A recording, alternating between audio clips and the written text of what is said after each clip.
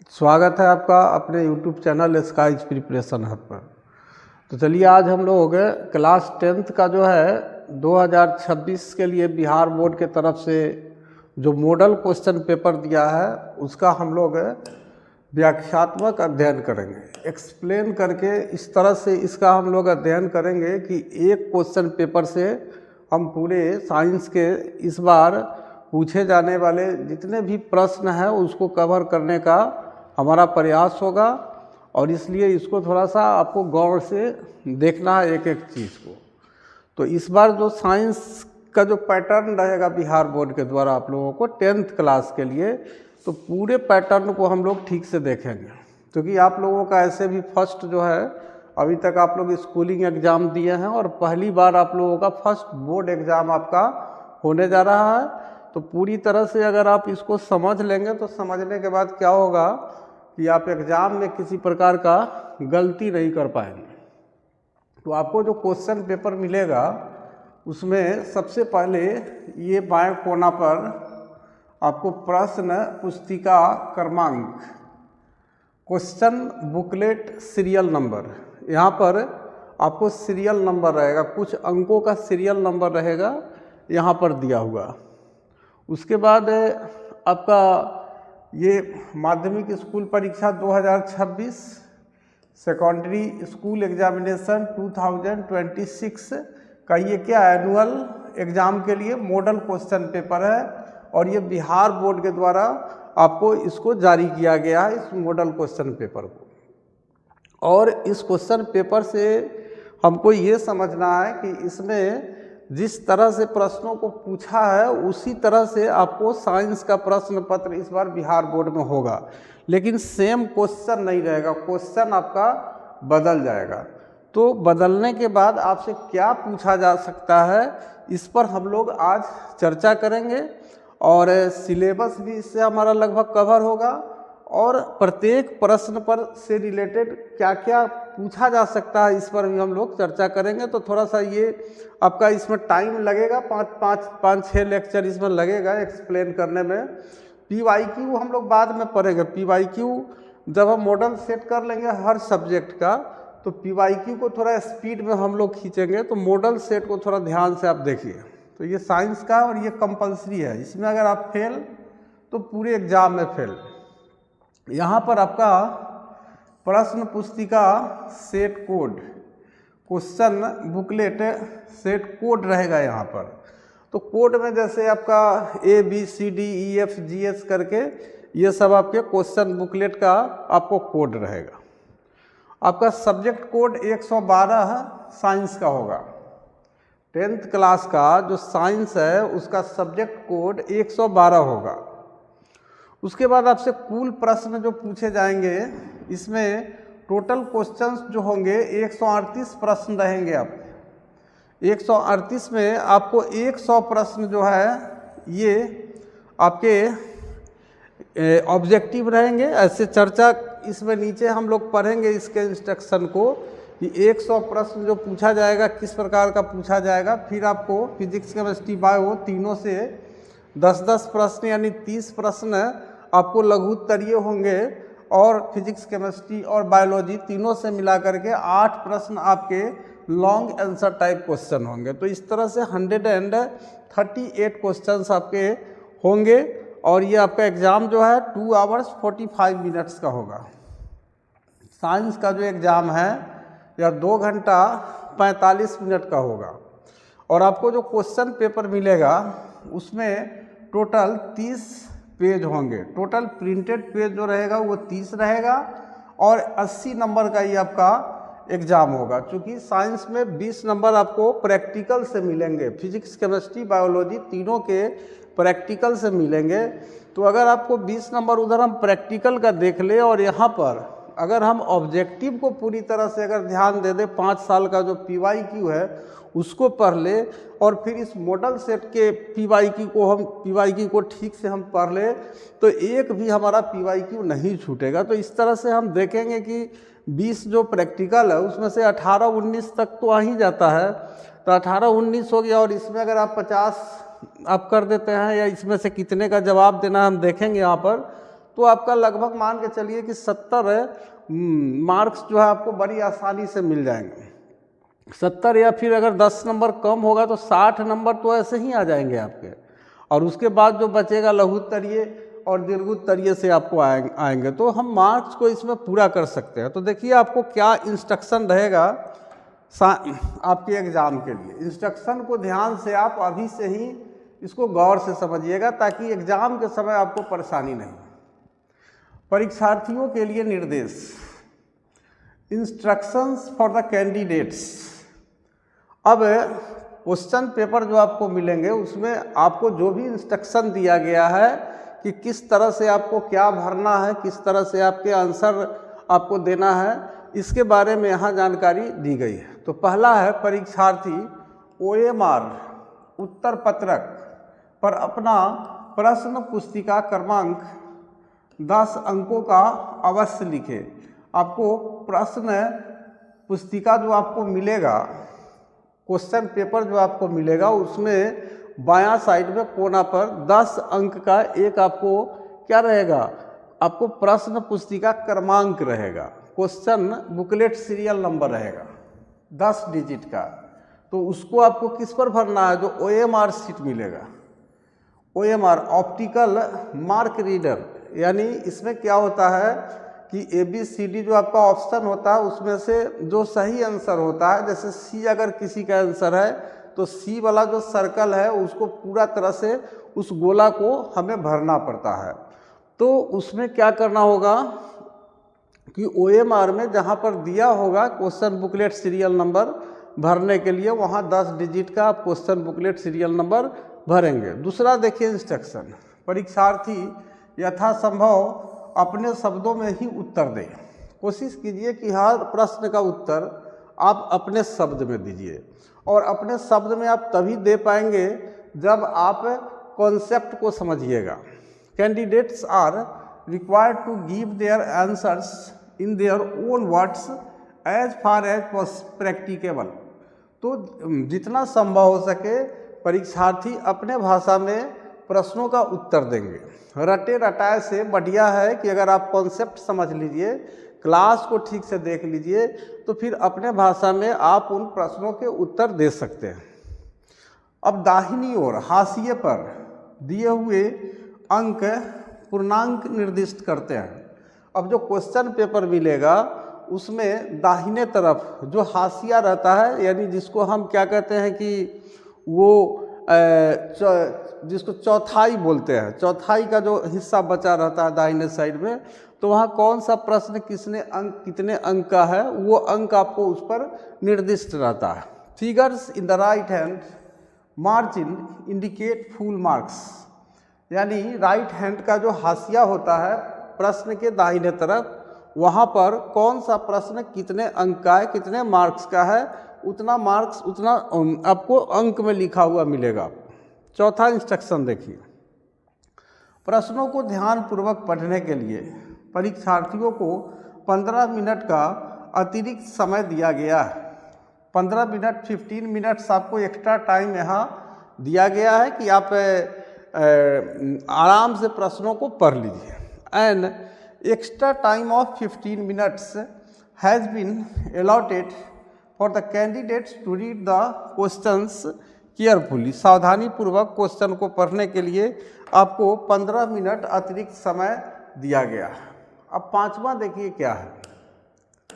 अब आपका यह प्रश्न पुस्तिका 2 खंडों में है, खंड ए और खंड ब। खंड अ और खंड ब 2 पार्ट्स में ये रहेगा।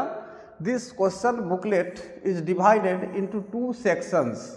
सेक्शन ए रहेगा एक और एक सेक्शन बी रहेगा। उसके बाद आप छठा इंस्ट्रक्शन देखिए, खंड अ में 80 वस्तुनिष्ठ प्रश्न है, 80 क्वेश्चन आपको ऑब्जेक्टिव रहेंगे। जो आपका सेक्शन ए होगा उसमें 80 वस्तुनिष्ठ प्रश्न आपको रहेंगे। इनमें से किन्हीं 40 प्रश्नों का ही उत्तर देना है। उसमें से 40 प्रश्न का आपको उत्तर देना है और प्रत्येक प्रश्न के लिए 1 अंक निर्धारित है। और जितना भी 40 जो आप बनाएंगे उस प्रत्येक क्वेश्चन के लिए आपको 1 अंक मिलेगा। यदि कोई परीक्षार्थी 40 प्रश्नों से अधिक का उत्तर देता है तो प्रथम 40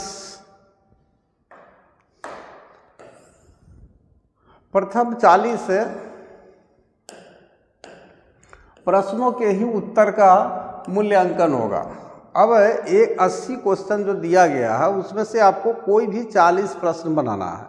यदि आप 40 प्रश्न से ज़्यादा बना देते हैं तो क्या होगा कि 1 से लेकर के और जहाँ तक 40 पूरा हो जाएगा, शुरू का 40 उतना ही को चेक करेगा, उसके बाद का जो आपका सही भी होगा तो नहीं चेक करेगा। तो ये ध्यान देना है कि आपको इससे बचने का एक ही उपाय है कि जैसे ही आपको क्वेश्चन पेपर मिले तो 80 जो ऑब्जेक्टिव क्वेश्चन है उसमें से सबसे पहले आप उस क्वेश्चन के आंसर पर टिक लगा लीजिए जिस पर आपको फुल कॉन्फिडेंस है कि हाँ ये मेरा सही आंसर है। तो शुरू से लेके लास्ट तक कम से कम सही तो आपका नहीं गड़बड़ाएगा ना। अब मान लीजिए कि आप शुरू में ही 40 बना दिए और उसके बाद में कुछ रंगे और शुरू वाला में कुछ गड़बड़ हो गया, चूँकि शुरू का ही 40 को चेक होगा और बाद वाला आपका सही है, तो उस स्थिति में क्या होगा कि आपको और मार्क्स जो मिलता वो मार्क्स आपका कम जाएगा। इसलिए इससे बचने का एक ही तरीका है कि 1 से 80 तक जो ऑब्जेक्टिव क्वेश्चन होगा उसमें आपको जिस क्वेश्चन के आंसर पर फुल कॉन्फिडेंस है उसको आप क्वेश्चन में हल्का सा उस ऑप्शन पर टिक लगा लीजिए और टिक लगा के पहले आप उसको कलर कर लीजिए। तब आप फिर गेस कीजिए कि आपका बाकी जो बचा हुआ है उस प्रश्न का क्या उत्तर होगा। तब आप यहाँ मिस नहीं कीजिएगा।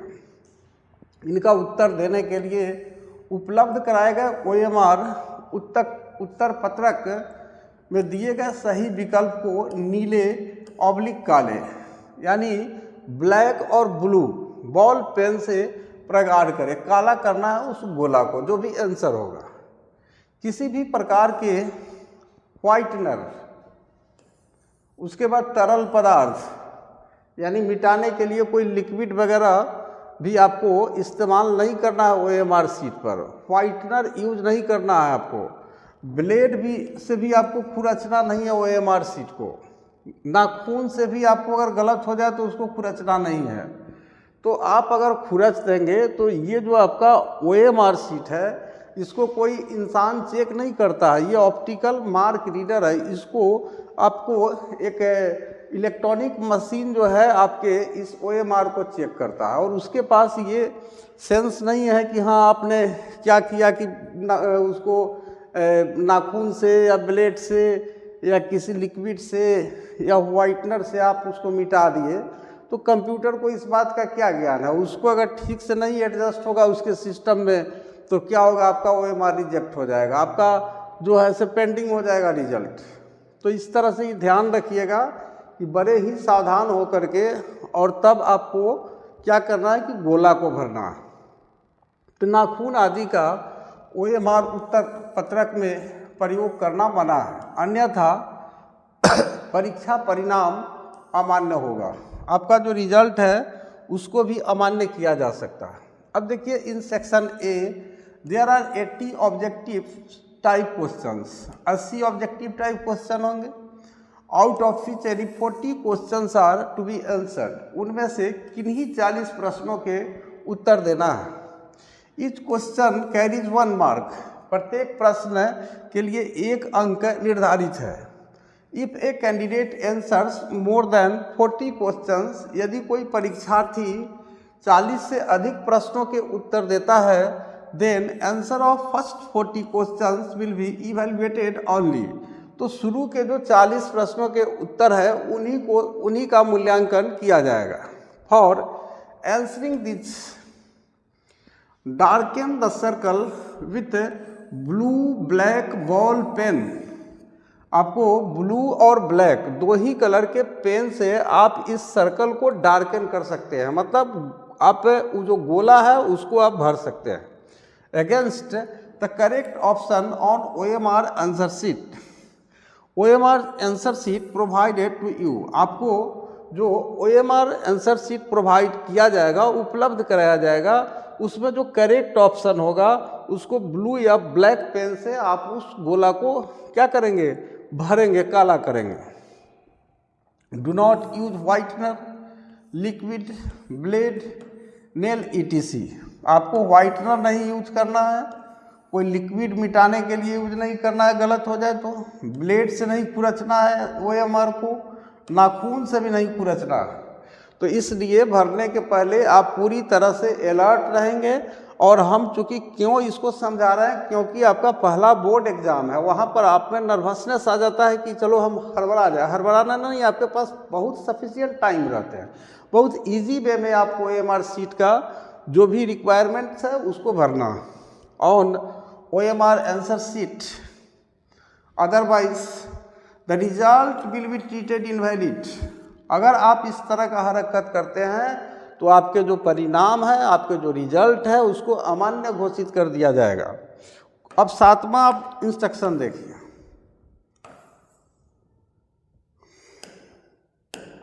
खंड व, अब सेक्शन बी में क्या रहेगा, 24 लघु उत्तरीय प्रश्न हैं।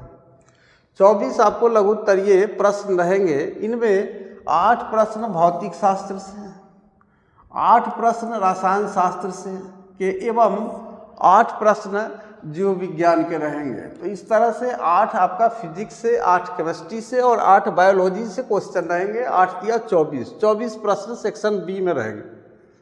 प्रत्येक विषय भौतिक शास्त्र, रसायन शास्त्र एवं जीव विज्ञान से 4-4 प्रश्नों का उत्तर देना है। अब तीनों में जो 8-8 क्वेश्चन रहेगा, 8 फिजिक्स से तो 4 फिजिक्स का आंसर लिखना है। 8 जो केमिस्ट्री से क्वेश्चन रहेंगे उसमें से 4 प्रश्नों के ही आपको जवाब देना है। और 8 जो बायोलॉजी से रहेंगे उसमें से भी 4 प्रश्नों के ही आपको उत्तर देना है। प्रत्येक के लिए 2 अंक निर्धारित है। आप जो इसमें से 4 या 12 जो क्वेश्चन आप बनाएंगे तो 4 आप फिजिक्स से बनाएं, 4 केमिस्ट्री से और 4 बायोलॉजी से, तो 4 या 12। और 12 में प्रत्येक के लिए कितना अंक है, 2 अंक। तो 2 गुना 12 यानी 24 अंक का आपको आ जाएंगे। किससे, ये सेक्शन बी से, ये लघु उत्तरीय जो प्रश्न है आपका उससे आ जाएंगे। उसके बाद आपका 80 में जो 40 बनाए हैं तो 1 गुना 40 आपको ऑब्जेक्टिव से आ जाएंगे, 64 हो गया। अब देखिए उसके बाद इनके अतिरिक्त इस खंड में 6 दीर्घोत्तरीय प्रश्न दिए गए और इसमें 6 जो है आपको लॉन्ग आंसर टाइप क्वेश्चंस रहेंगे।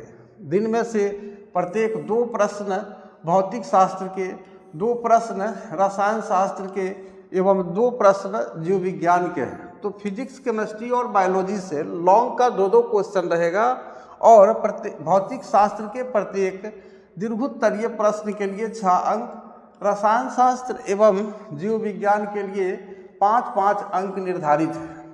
ये ध्यान दीजिए, फिजिक्स के लिए 6 अंक और केमिस्ट्री और बायोलॉजी के लिए 5-5 मार्क्स आपको निर्धारित है लॉन्ग आंसर टाइप क्वेश्चन के लिए।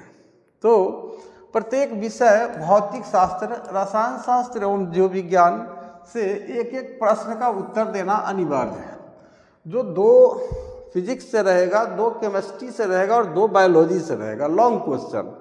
तो आपको 1 फिजिक्स से लॉन्ग का आंसर देना है, 1 केमिस्ट्री से लॉन्ग का आंसर देना है और 1 आपको बायोलॉजी से आपको आंसर देना है।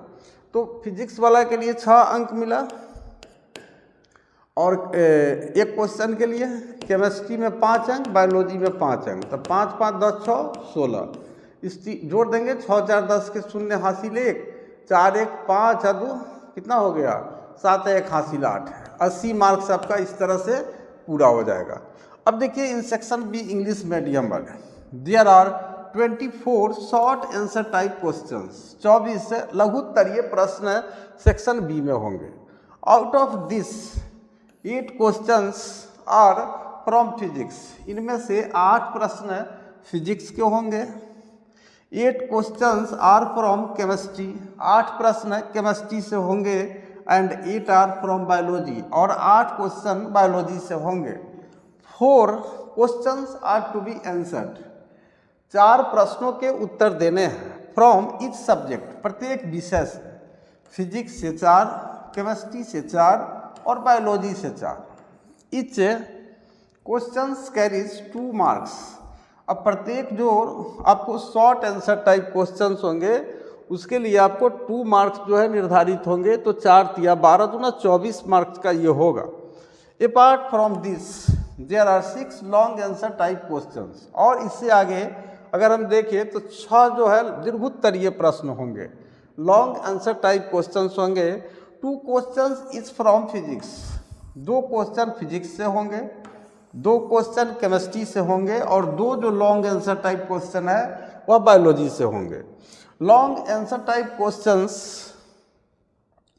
From physics carry 6 marks etch.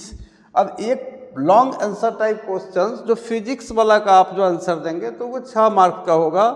And from chemistry and biology carries 5 marks, और केमिस्ट्री और बायोलॉजी से जो आप लॉन्ग आंसर टाइप क्वेश्चन एक एक बनाएंगे उससे आपको कितना मिलेगा, उससे आपको 5-5 मार्क्स मिलेंगे।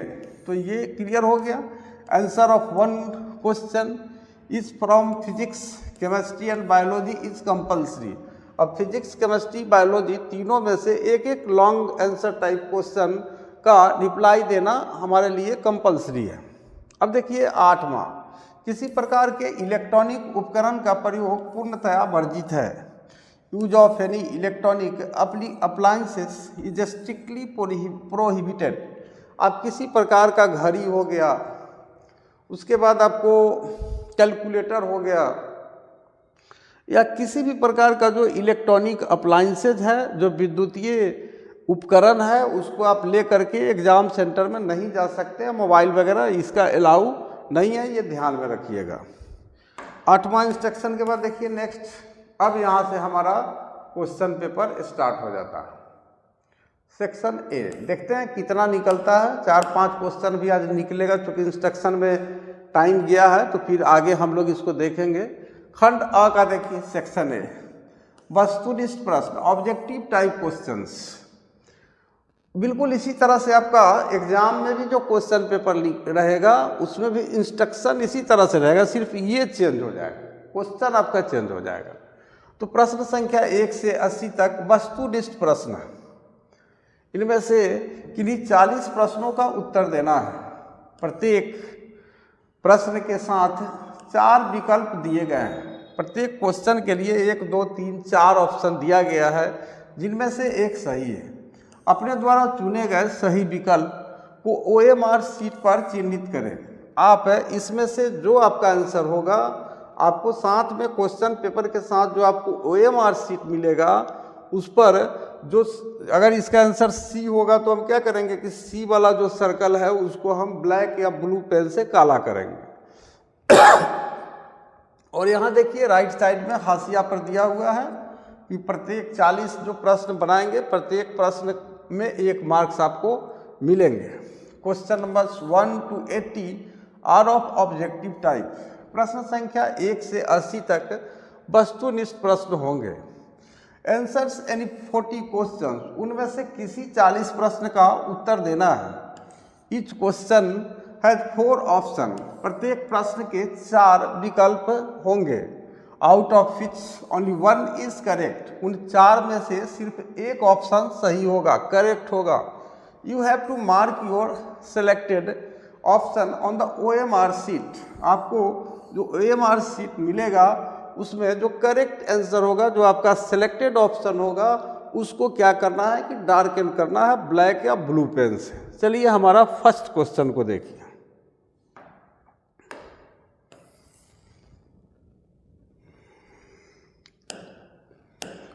समतल दर्पण की फोकस दूरी होती है। 4 विकल्प दिया है, 0, ऋणात्मक, अनंत, धनात्मक। The focal length of a plane mirror is 0, negative, infinity, positive. अब आप एक बात समझ लीजिए, उसका कहना है कि हम पूछ सकते हैं आपसे कि दर्पण कितने प्रकार के होते हैं, जैसे समतल दर्पण, अवतल दर्पण, उत्तल दर्पण। तो इसमें आपको समतल दर्पण की फोकस दूरी के बारे में आपसे पूछ दिया कि आप बताइए कि इसकी जो फोकस दूरी है वह निगेटिव होती है, पॉजिटिव होती है, इन्फिनिटी पर होता है या फिर जीरो होता है। तो वो ज़रूरी नहीं है कि एग्ज़ाम में भी आपसे समतल दर्पण की फोकस दूरी के ही बारे में पूछेगा। उसका कहना है कि हम एग्ज़ाम में यहाँ पर उत्तल दर्पण या अवतल दर्पण आपको रख दे सकते हैं और आपको बताना होगा कि उत्तल दर्पण की फोकस दूरी होती है और ये 4 ऑप्शन आपको दे देगा। समतल की जगह अवतल लिख देगा, तो समतल यहाँ लिखा हुआ, उत्तल और अवतल भी लिख देगा, तो आपको तीनों दर्पण का फोकस दूरी आपको क्या करना है, याद कर लेना है कि उसकी जो फोकस दूरी है वह धनात्मक होगी, ऋणात्मक होगी, शून्य होगी या अनंत पर होगा। तो अवतल दर्पण की जो फोकस दूरी है वह ऋणात्मक होती है। इस कॉन्सेप्ट को समझ लीजिए। यहाँ इस क्वेश्चन का आंसर यहाँ पर देखिए, व्याख्या। अवतल दर्पण का जो फोकस दूरी होता है वह कैसा होता है, ऋणात्मक होता है, ऋणात्मक होता है, यानी माइनस में रहता है, यानी -f इसको हम बोल सकते हैं। और उसके बाद उत्तल दर्पण की जो फोकस दूरी है वह कैसा होता है, तो धनात्मक होता है। उत्तल दर्पण का जो फोकस दूरी होता है वह पॉजिटिव होता है।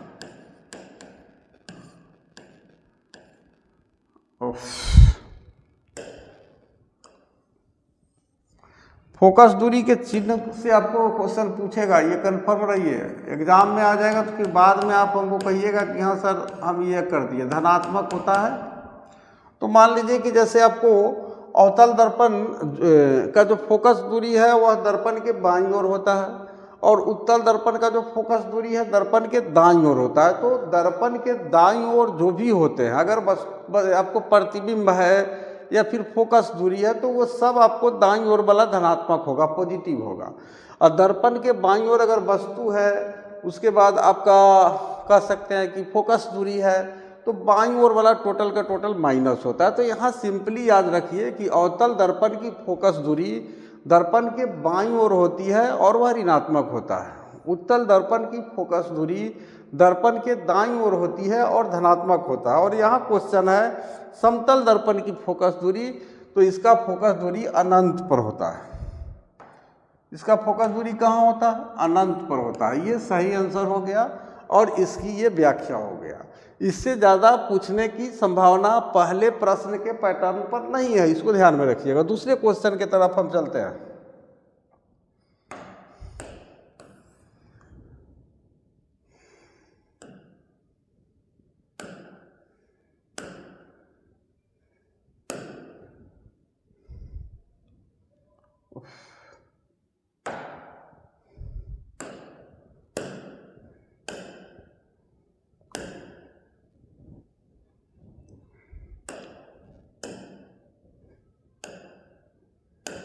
वास्तविक प्रतिबिंब दर्पण के किस ओर बनते हैं, दर्पण के पीछे, दर्पण के आगे, ए एवं बी दोनों, इनमें से कोई नहीं। Real image are always form on which side of mirror, behind the mirror यानी दर्पण के पीछे, इन फ्रंट ऑफ मिरर दर्पण के आगे। और यहाँ ए और बी दोनों के बारे में कह रहा है कि नहीं, दोनों तरह का जो वास्तविक प्रतिबिंब है वो दर्पण के आगे और पीछे दोनों बनता है। ए और बी का ये सेंस हुआ। और यहाँ नन ऑफ दिस, इनमें से कोई नहीं। तो जो वास्तविक प्रतिबिंब है उसको अगर देखा जाए तो हम देखेंगे कि ये अवतल दर्पण में जो प्रतिबिंब बनता है वह वास्तविक और उल्टा बनता है। वास्तविक और उल्टा बनता है और आभासी और सीधा दोनों तरह का प्रतिबिंब बनता है अवतल दर्पण में। अवतल दर्पण में आपको ये भी याद रखिएगा, अवतल दर्पण में दोनों तरह का प्रतिबिंब बनता है। अवतल दर्पण में दोनों तरह का प्रतिबिंब बनता है, यानी वास्तविक और आभासी, आभासी या काल्पनिक, दोनों तरह का प्रतिबिंब बनता है। जो वास्तविक प्रतिबिंब होता है ये कैसा होता है, ये आपको बस उल्टा होता है। वास्तविक प्रतिबिंब उल्टा होता है और आभासी प्रतिबिंब हमेशा सीधा होता है। ये उल्टा होता है और ये जो होता है ये आपको सीधा होता है, आभासी प्रतिबिंब। और दोनों तरह के प्रतिबिंब अवतल दर्पण में आपको बनते हैं। तो वास्तविक प्रतिबिंब दर्पण के किस ओर बनते हैं, ये हमारा क्वेश्चन है। तो ये हमें ध्यान देना है कि ये जो है दर्पण के आगे आपको वास्तविक प्रतिबिंब बनते हैं। दर्पण के आगे वास्तविक प्रतिबिंब बनते हैं, दर्पण के आगे। ये हमारा इसका सही आंसर हो जाएगा। वास्तविक प्रतिबिंब दर्पण के किस ओर बनते हैं, तो इन फ्रंट ऑफ मिरर, यानी मिरर के सामने बनते हैं। मिरर के सामने आपको बनते हैं। और उत्तल दर्पण में आपको हमेशा वास्तविक प्रतिबिंब बनता है, आभासी प्रतिबिंब बनता है। उत्तल में आपको दोनों नहीं बनेगा। उत्तल दर्पण का अगर ले लीजिएगा तो उत्तल दर्पण में आपको आभासी प्रतिबिंब बनेगा। आभासी प्रतिबिंब उत्तल दर्पण में बनता है। और ये कैसा होता है, ये सीधा होता है। ये वास्तविक प्रतिबिंब उल्टा होता है और आभासी प्रतिबिंब जो है वह सीधा होता है। तो वास्तविक प्रतिबिंब जब भी बनेगा तो वह कहाँ पर बनेगा, दर्पण के आगे बनेगा, इन फ्रंट ऑफ मिरर बनेगा। ये ध्यान में रखना है। तो दूसरे क्वेश्चन का कॉन्सेप्ट हुआ थर्ड, क्वेश्चन नंबर 3 देखिए।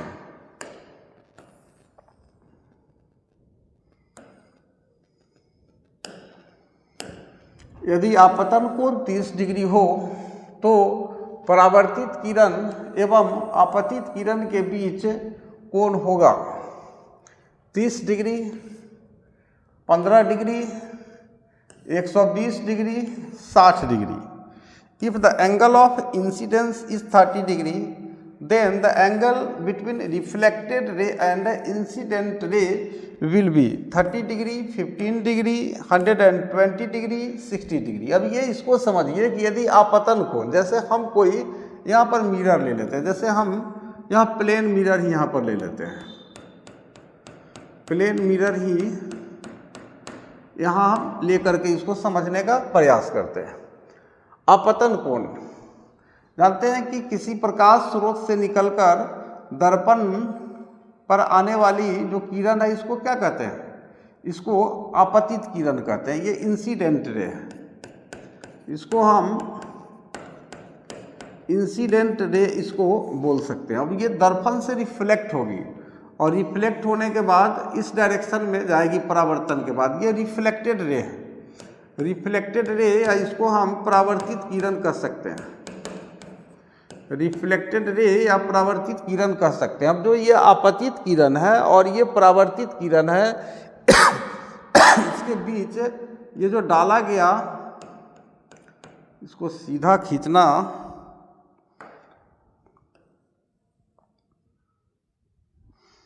इस पर ये डाला गया जो लंब है इसी को हम अभिलंब कहते हैं। इसको एन डैश हम नाम दे सकते हैं, नॉर्मल है। अब ये आपतित किरण और ये जो नॉर्मल है इसके बीच का जो कोण होता है ये आई होता है, एंगल ऑफ इंसिडेंट होता है, आपतन का कोण। तो इस कोण के बारे में ये कह रहा है कि ये 30 डिग्री है। कितना, 30 डिग्री है। तो परावर्तित किरण एवं आपतित किरण के बीच कोण होगा, तो ये परावर्तित किरण, मतलब ये परावर्तित किरण है और आपतित किरण है, तो इसके बीच कितना कोण हो गया, एक कोण ये हो गया और एक कोण ये होगा, तो ये दोनों कोण कितने डिग्री का होगा।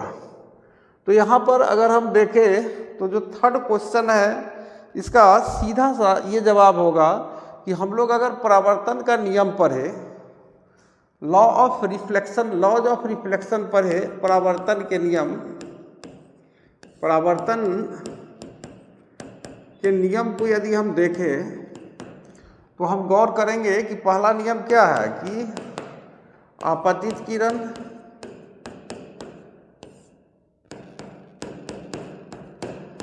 ये हमारा आपतित किरण है, परावर्तित किरण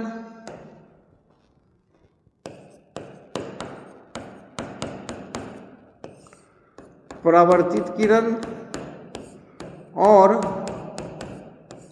आपतन बिंदु ये है, यहीं पर आपतित किरण आपतित हो रही है और यहीं से परावर्तित किरण परावर्तित हो रही है, और आपतन बिंदु पर डाला गया लंब, आपतन बिंदु पर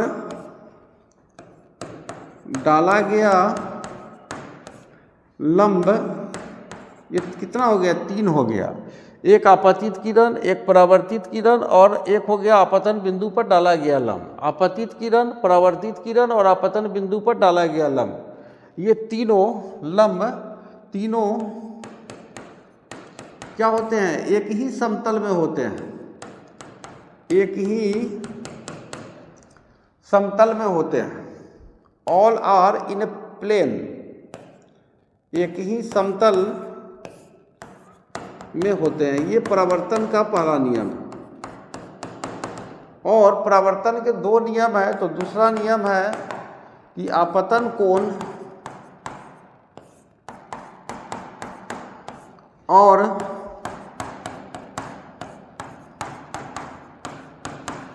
परावर्तन कोण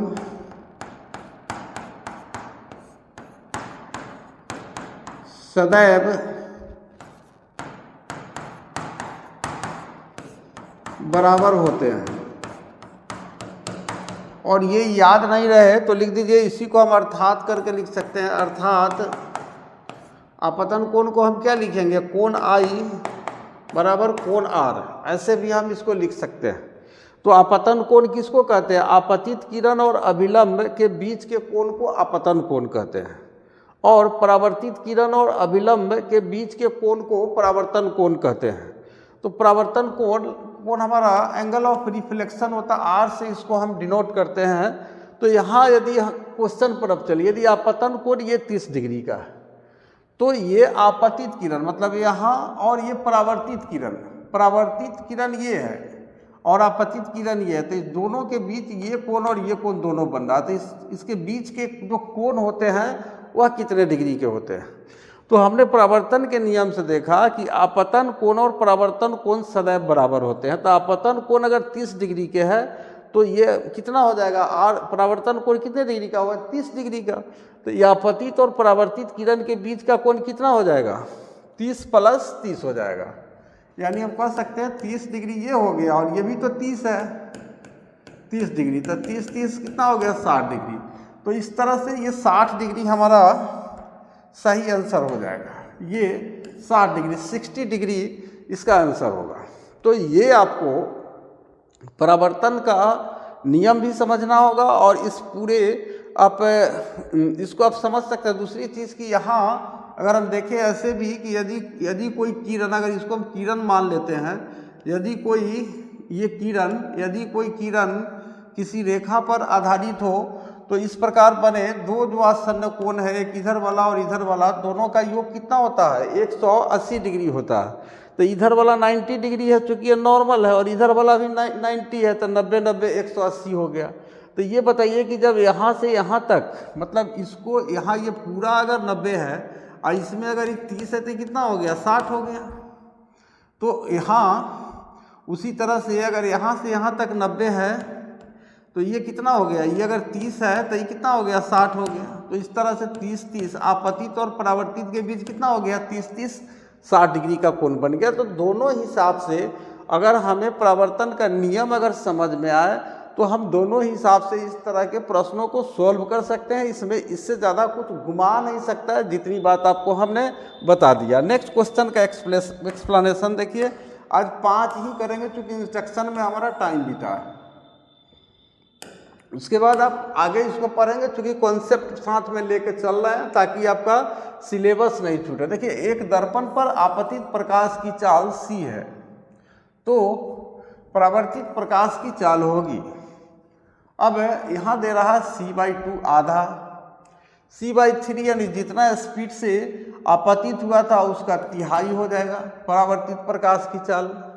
यहाँ कहता है कि भाई इसका चौथाई हो जाएगा, और यहाँ कह रहा है कि c ही रहेगा, यानी जितना स्पीड से आपतित हुआ उतना ही स्पीड से परावर्तित भी होगा कौन चीज़, प्रकाश। If the speed of light incident on a mirror is c, then what will be the speed of the reflected light. यानी इसके कहने का सेंस है कि जैसे मान लीजिए ये एक मिरर है, ये मिरर है और इस पर ये जो लाइट इंसिडेंट हो रही है इसका स्पीड कितना है, c है, यानी c है।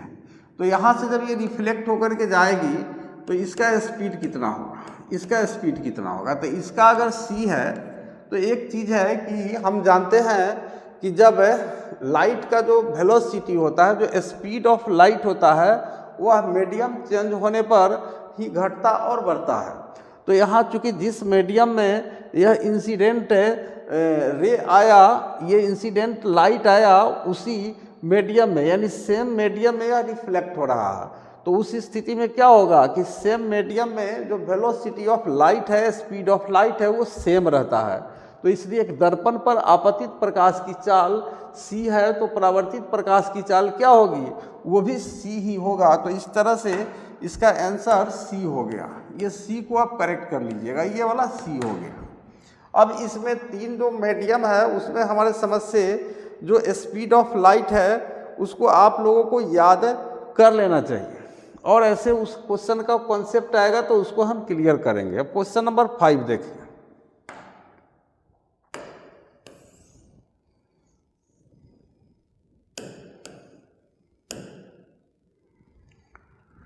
पाँच नंबर देखिए, गोलीय दर्पण में कार्तीय चिन्ह परिपाटी के अनुसार मूल बिंदु लिया जाता है।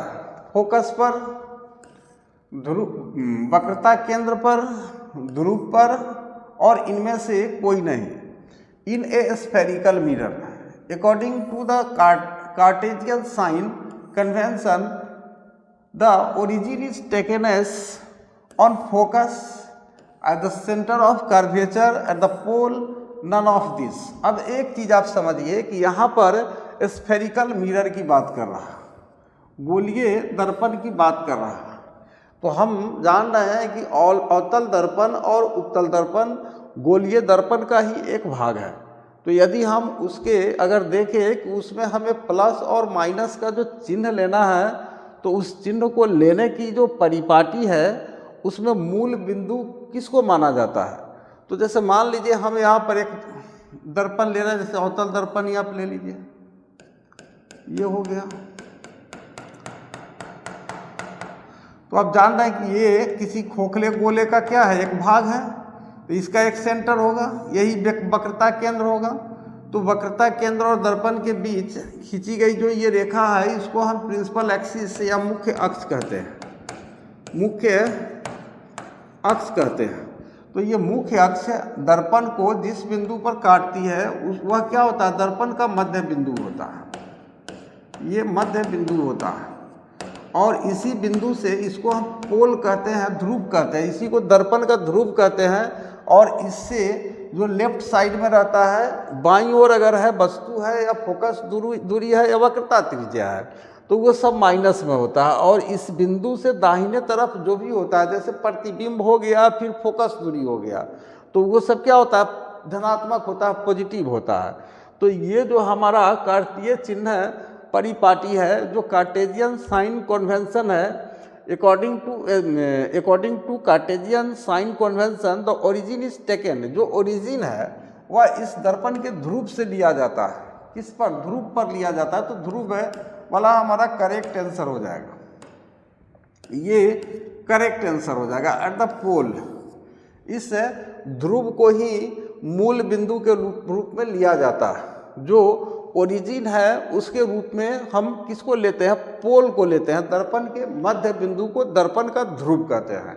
और उसी पोल को हम मूल बिंदु के रूप में लेते हैं। इसका अर्थ हुआ कि उस ध्रुव के बाईं ओर के जो भी आपके फोकस है, मुख्य फोकस है, या फिर वक्रता त्रिज्या है, या फिर वस्तु दूरी है, वो सब माइनस में होता है। और मूल बिंदु के दाहिने तरफ प्रतिबिंब या फोकस दूरी जो कुछ भी होते हैं वो सभी के सभी धनात्मक होते हैं, पॉजिटिव होते हैं। तो ये माइनस और प्लस का जो चिन्ह है इसके निर्धारण के लिए मूल बिंदु के रूप में हम दर्पण के ध्रुव को हम लेते हैं।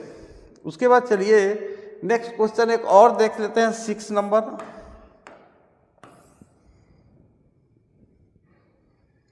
ये लास्ट क्वेश्चन रहेगा आज का, क्योंकि लॉन्ग वीडियो हो जाएगा तो आप लोग समझ नहीं पाएंगे।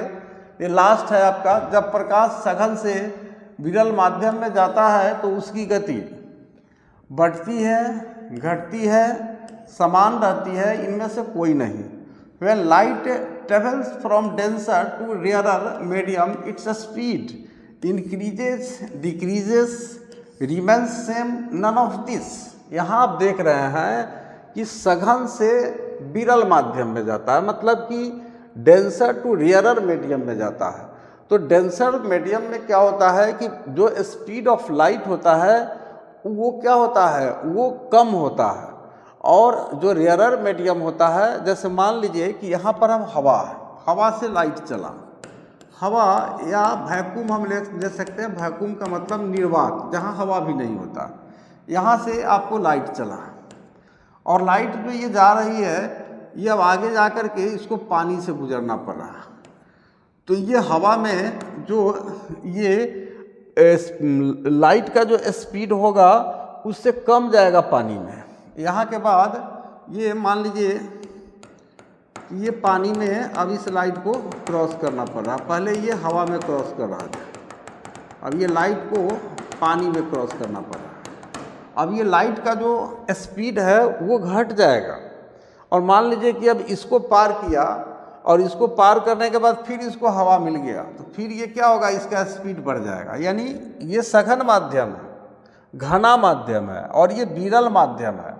तो ये घना से अगर ये सघन से विरल में जाता है तो स्पीड बढ़ता है, अब विरल से सघन में जाता है तो स्पीड घटता है। मान लीजिए कि यहाँ है, यहाँ के बाद फिर यहाँ पर इसको आ गया, मान लीजिए ग्लास का एक टुकड़ा आ गया, ये ग्लास का एक टुकड़ा आ गया। अब ये ग्लास का जो टुकड़ा आ गया, मान लीजिए किस तरह का हम बना सकते हैं ग्लास वगैरह किसी तरह से। तो ये ग्लास से अगर होकर के इसको क्रॉस करना होगा तो फिर इसका स्पीड क्या होगा, फिर इसका स्पीड जो है ये घट जाएगा। फिर हवा में जाएगा तो स्पीड बढ़ जाएगा।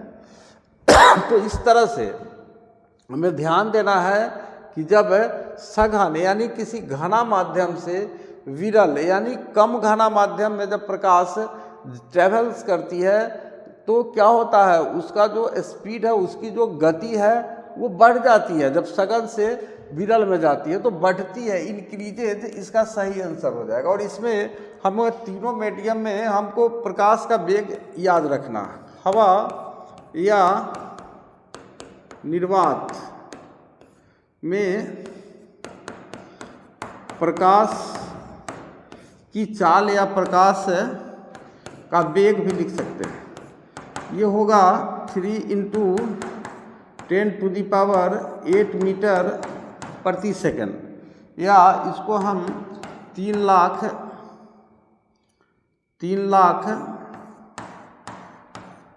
किलोमीटर प्रति सेकंड भी रहेगा, तो दोनों एक ही बात है। उसके बाद दूसरा, इसमें आप पानी में देख लीजिए, पानी में अगर लाइट जा रहा है तो पानी में प्रकाश का देखिए कितना स्पीड है। पानी में प्रकाश का वेग या चाल या गति भी हम यहाँ पर लिख सकते हैं। वेग, चाल या गति कुछ भी लिखा हुआ रह सकता है। तो पानी में अगर देखा जाए तो प्रकाश की जो चाल होती है वह 2.25 × 10⁸ मीटर पर सेकेंड होता है, यानी 2,25,000 किलोमीटर। इसमें 3 लाख है हवा में और पानी में घट गया, देखिए 2,25,000 किलोमीटर एक सेकंड में, प्रति सेकंड का मतलब है एक सेकंड में प्रकाश जो है चलती है।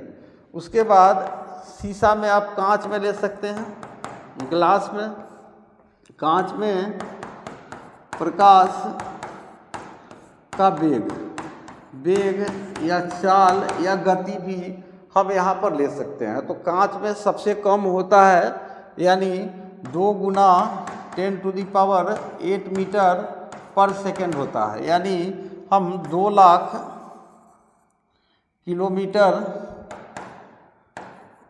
पर सेकेंड हम इसको ले सकते हैं। तो इस तरह से जब प्रकाश सघन यानी घना से विरल यानी कम घना माध्यम में जाती है तो उसका जो गति है वह बढ़ जाती है। तो इस तरह से हमने आप क्लास 10th के जो मॉडल क्वेश्चन है साइंस पेपर का 2026 के लिए बोर्ड एग्ज़ाम के लिए, उसको हमने 1 से 6 तक जो प्रश्न है उसको किस किस तरह से इसको पूछा जा सकता है, इस पर हमने व्यापक रूप से चर्चा किया है। और हमारा हर विषय में प्रत्येक प्रश्न का इसी तरह से व्यापक चर्चा करेंगे, ताकि आपके सिलेबस को पूरा करते हुए इससे ही रिलेटेड आपका क्वेश्चन रहेगा। तो इससे रिलेटेड जो भी क्वेश्चन पूछने की संभावना है वह पूरी तरह से आपके लिए पक्का हो जाए। तो इसलिए आप इसको पूरी तरह से तैयार कर लीजिए। और जो लोग चैनल को सब्सक्राइब नहीं किए हैं, कृपया चैनल